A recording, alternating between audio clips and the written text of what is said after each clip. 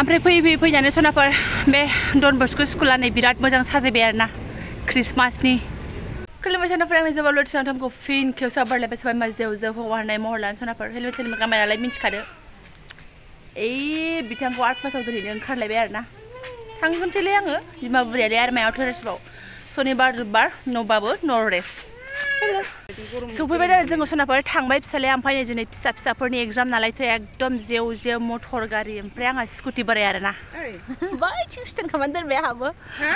एसे नेनोसै बेयावनो फिल्डआवनो माथो उफायबाव बिमा बुरियालाय नङा जों सिबे आं बायदि आलायस्लाय नेग्राफोर गोजानो एकदम गानफब जोमफब दा थांबा मोनालांखागोन नालायथो 5टायावसो गखायो 5:30 बावसोमोन 5टायाव नेनोसै माथो खालामबावनो ओमफ्राय आंना थफ्लाया नै एसे लामैनो आड्डा मारिबाय आरोना लोगोफोरजों ओंखायनो बुंजामारो ज' माने इदि गथ'फोर दोनलांफानानै ज' माने आड्डा मारि होननानै बिदिखौनो बुङो खोमा ना बाट बेथ' आड्डा मारिनाय नङाना सनाफोर फिसाजा जायगायाथ' थाबाय थाला आरोना अयथासार खालामबाय स' एसे जायखारबोनांबाय ओमफ्रायथ' आड्डाथ' मारिनाय नङामोन सनाफोर मानो होनबा दोनफैबाय आरो ओमफ्राय एसे रायलायबाय माथो जागा बिमायाबोथ' एसे सावरायनांगोन ना सोरनि जिबनाव मा जादों मा जायाखै बेफोरबायदि समावल'सो जोङो रायलायनो मोनो फिसाफोरखौ दोनफैनाय मानायनि उनावल'सो गावगाबागाव न'फोरावहाय स्रां खामानि मावबोबाय माथो जाखो हा दा एसे जिरायहैनोसै लोगोफोरजों बेफोरबायदि होननानै स्रां खामानि मावबोखाबाय माथो जाखो ओमफ्राय आरो नों थांलाय फैलाय खालामबा नोङो भाराबो खारोना रिक्साजोंबा रिक्सा भाराया बांसिन खारो आरो स्कुटिबाबो थावा खारो आंहाथ' गोजानावथ' थांफिननोबो हाया मानोबो हाया स' ओंखारबाथाय ओंखारबोबाय आरोना ओमफ्राय बयबो जिरायनानै थाया ओमफ्राय आंहाथ' थानांगौ जायो रावबो गैयाबाबो उफाय गैया थांफिननोबो हाया नालायथो ओमफ्राय दिनै सनिबार बेलासि नालायथ' ओंखायनो जिरायबाय आरो बयबो आराम रायलायबाय गोजां बोथोरबो जाहैबाय नालायसो बयबो गावनि जिबननि खोथाफोरखौ एसे रायज्लायस्रांबाय मा सोलिगासिनो जिबनाव सप्तायाव खननैल'सो लोगो मोनो बिसोरखौ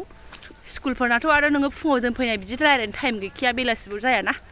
सनाफोर बिदिखौ आड्डा मारिनाय बुङा आरोना एसे सुखु दुखु रायलायनायसो होननानै बुङो मानसिफ्रा बिदिखौनो नोजोर होयो जोंना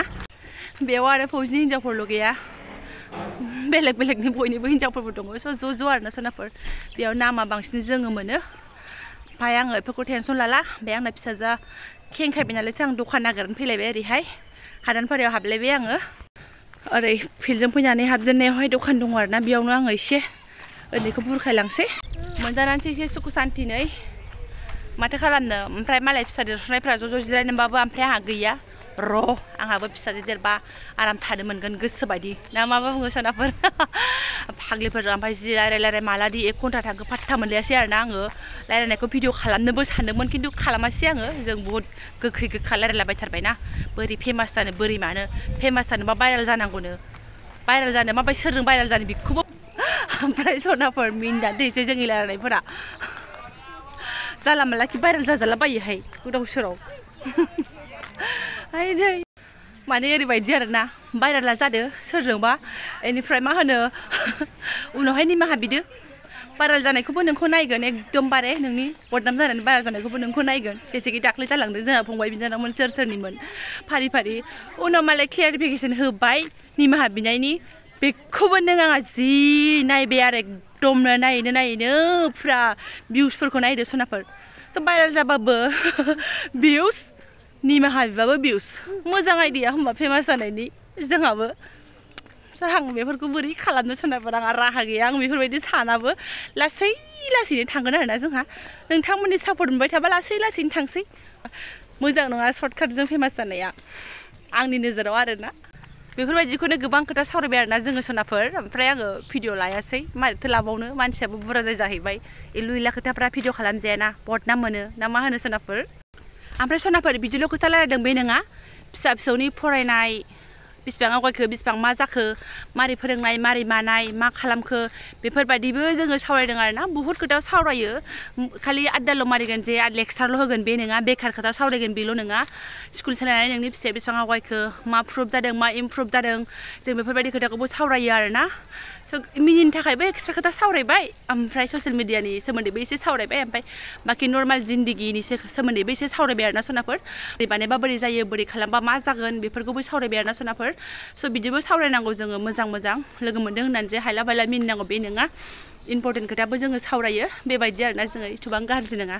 डायलग होनानै बे जिरायनाय माने डायलग होनाय बिदि नङा आरोना सनाफोर सोलोंनांगौ खोथाबो थायो नों मालाबा नोंनि प्रब्लेम खिथालायबाय सलुसनबो मोनबाय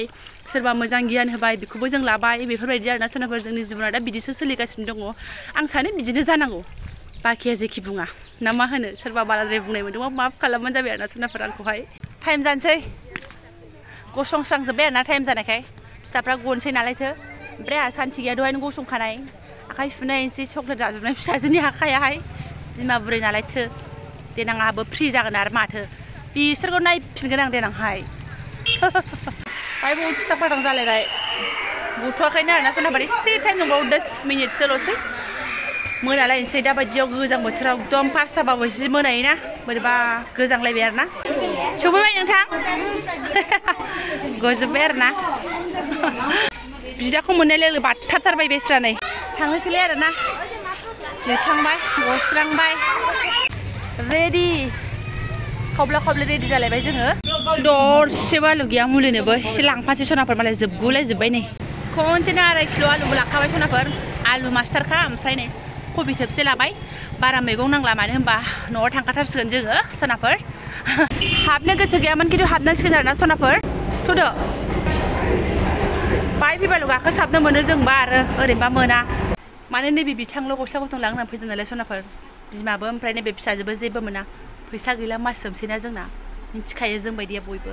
नायदो गावनि नोजोरजों नायनायखौ लानानै थांखाथारसै मोनोबा मोनबाय मोनाबा लांला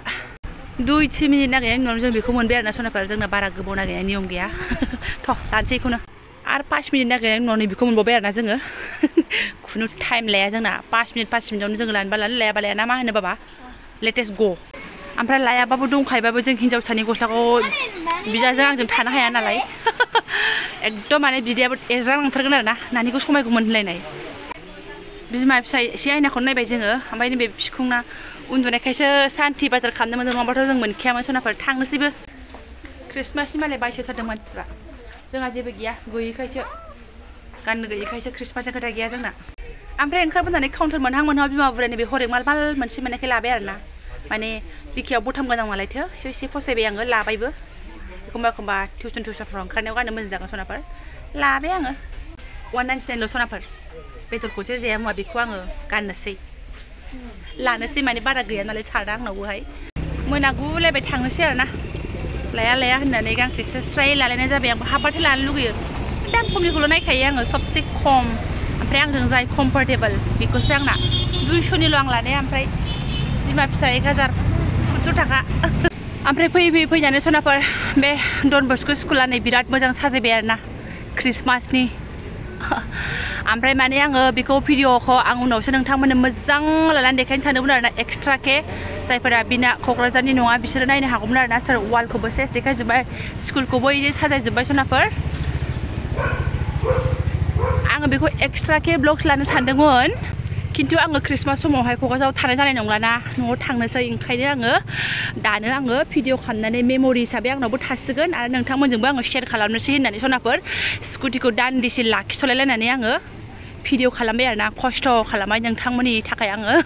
बै जाहैबाय स्कुल डन बस्क' स्कुल आं मोजां देखायदो आंनाबो केमेराया 14 Pro Max नालाय बालसनाफोर बै जोंनिया डन बस्क' लिरनायमोन ओमफ्राय सिनायहरला मबाइलाबो डेन्जारासो नालायसो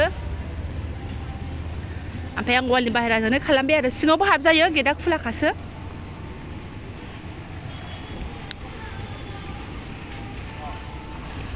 देखायबाय आङो सनाफोर नोंसोरनो स्कुलजोंनो नांजाबखानाय आरोना सनाफोर माने गिदिरथार बेयावनो बिराद मानसि जायो सानडेयावहाय आंहा बिदिनो आर्ट क्लासाव थांबाथाय फैबाथाय लोगो मोनलांबाय थायो माने मानसिफोर भिरखौ बे स्कुल ओमफ्राय स्कुलजोंनो चर्चआबो बे डन बस्क' स्कुलजोंनो नांजाबखानाय आरोना बेनो जोंहा क'क्राझारनियाहाय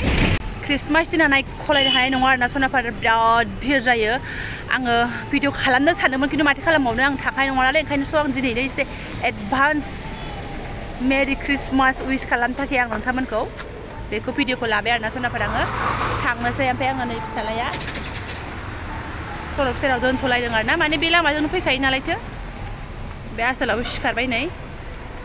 न'आव सहैग्रोनोसै सौहैबाय आरोना सनाफोर सौहैनाय लोगो लोगो ओमफ्राय आं गस्ला गोदानखौ गाननायबाय आरोना हामोना हामा ओमफ्राय हामदों समायाखिसै आंजों मानसि गोसोमजों बारा समायलाबायखाया बुस्थुफ्रा स' जेबो नङा बायनो बिसिबां गोबाव बानानै फिसाजोखौनो एसे गोजा गोजा जाजोब्बाय नै बेबायदिनो जायोना आरोना आङो ओमफ्राय सनाफोर माथो खालामबावनो 200 थाखानिल' लाया सानदोंमोन आङो 200बो नंबावा 199ल' लासाबनानै फैबाय आङो ओमफ्राय फिसालाना बांद्राय दामनि नङा बिसोरलाय मा बोसोरनैफोरल'सो गानजाखायो नङा होमबा देरलांबाय थाखायो मानसिफ्रा ओरैनो फैसा थाखायानो थोआ आरो दहायसो थांनो लागायावसो नै सनाफोर फिसाजोना दायफोरा सौफैबाय आंना आङो दाथ' गोजां बोथोर ना कन्टिनिउ नांसिगोन माबायावनो मा होनो हराव नांबाय थासिगोन गोजां बोथोरावहाय आरो बाहेरायाव ओंखारनाय जाबा मानाय जाबा गोजां बोथोरावहाय थाब हासुयोना उन्दैफ्रा आङो दाना खुलाबायला आङो अनलाइनसो बिहरो आं दाना अनलाइनावसो दामा एसे खम गोलैयो आरोना खुलाबायबाथाय मा होनो एकदम मोनसेयावनो 18 थाखा गाहाम गोलैयो दा एक्सेलसो गानहोबायना देरबाय नालायथो एकदम 18 थाखा गाहाम गोलैयो 16 थाखा गाहाम गोलैयो अबेबा 17 थाखा बिदि गोलैयो ओमफ्राय अनलाइनाव बिहरोबाथाय आरोना माबा मा होनो इयाव दा 11.5 थाखा आरो बेबायदि गोलैयो आरो एसे लाब जायो स' एसे फैसाखौ सेभ खालामनांगोन ना खामायनो रोङा दामायनो रोङा नोङो सेभ खालामनो रोंनायानो